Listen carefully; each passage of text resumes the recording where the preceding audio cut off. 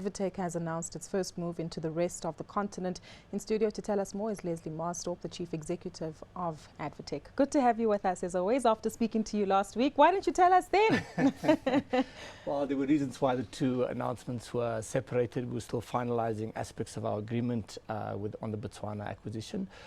It's as exciting as the announcement we made last week. Last week was obviously in size more significant, but this is our first entree into the rest of the continent. And for a number of reasons, Botswana is the first point of entry. First, it's a very stable jurisdiction. Private education is a very dynamic sector there.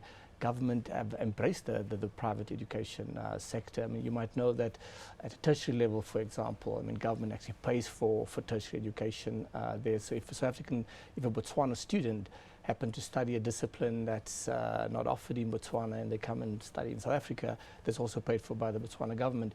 But to come back to this school, I mean, this school, Botswana International School, Gaborone International School, it's got a very good reputation.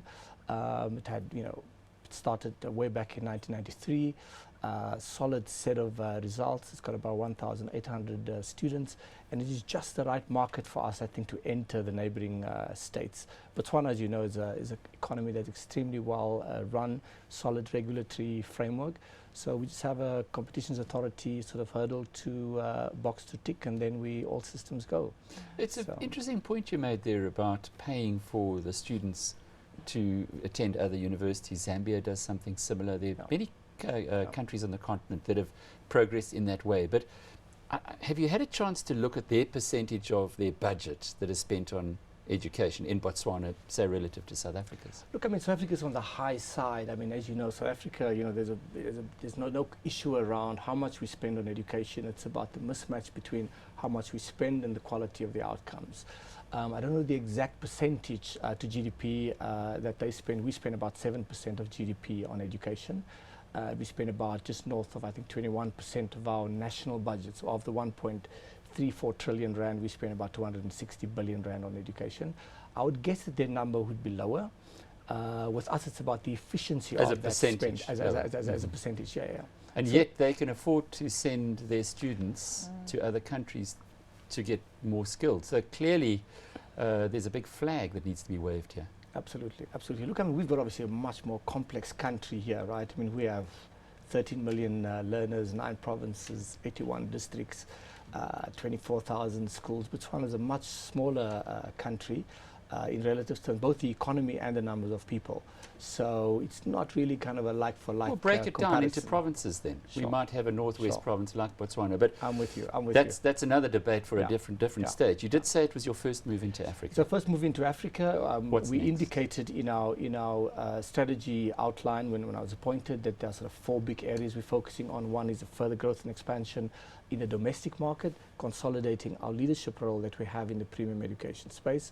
We spoke last week about our entree into the lower fee area, which is a high growth segment in South Africa and will continue to be a high growth area as more and more parents want quality education for the children.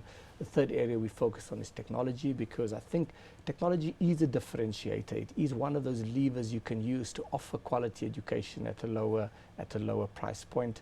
And then fourthly, we also want to look at partnerships where we can work together with the public sector to improve education outcomes, because the idea is not to have these two sectors diverging and sort of you get quality in the private sector and you've got a dysfunctional public sector. Ultimately, the future for prosperous South Africa that grows, we need to solve the public education system. I think Leslie came here with, he was going to tell us those 4 anyway. Did you think he answered my question? Where next in Africa? Fancy footwork around With that. respect to next rest of Africa, English-speaking Africa naturally would be our focus. I mean, we are an English-speaking country, and we wouldn't venture into North Africa at this stage, for example, where you have different language, French, and so on. I mean, I would say that if I look at English-speaking Africa, the sort of fastest growing region where there's significant developments in private education is East Africa. So if you ask me where's the most dynamic hubs in Africa, I would say Kenya, for example, its jurisdiction is very interesting. Ghana is also fast growing. I mean, the numbers of kids going into private schools now have reached a third out of every new kid coming into the system at the sort of entry level. About a third of those kids go into compared with South Africa? in independent schools. No, South Africa you can't even compare. It's a very different 2%?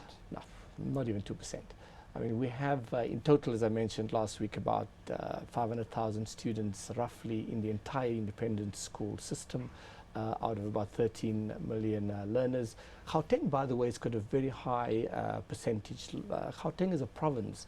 More and more people, because of economic prosperity here, it's a much larger economy in Gauteng, more and more people flock here. So the independent schools constitute a much bigger percentage in this province relative to the other 8 provinces.